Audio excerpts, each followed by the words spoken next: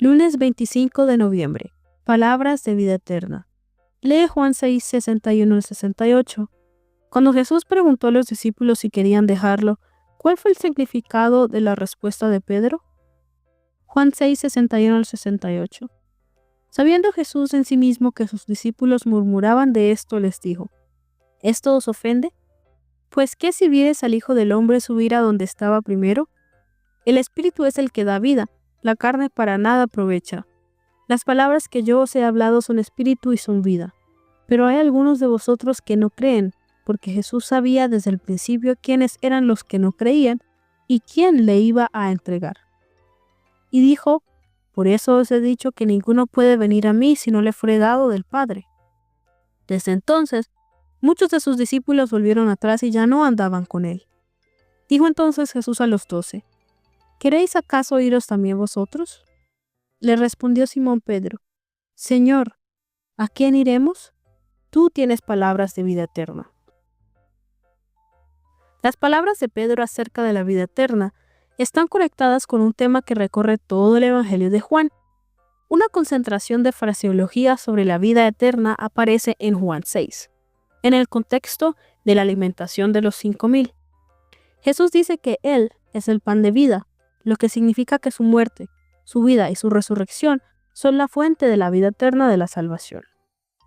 La expresión vida eterna y sus equivalentes aparecen al menos 17 veces en el Evangelio de Juan.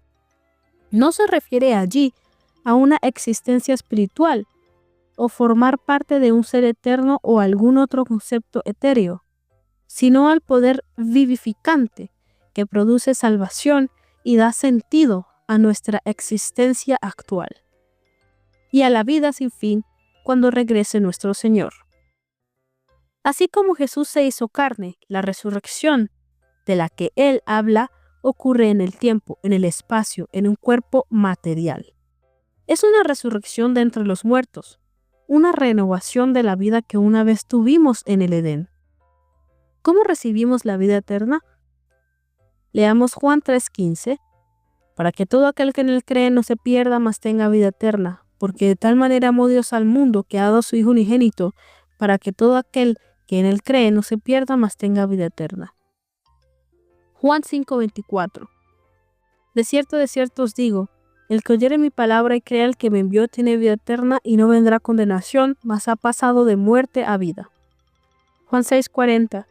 Y esta es la voluntad del que me ha enviado, que todo aquel que me ve al Hijo y cree en él, tendrá vida eterna, y yo le resucitaré en el día postrero.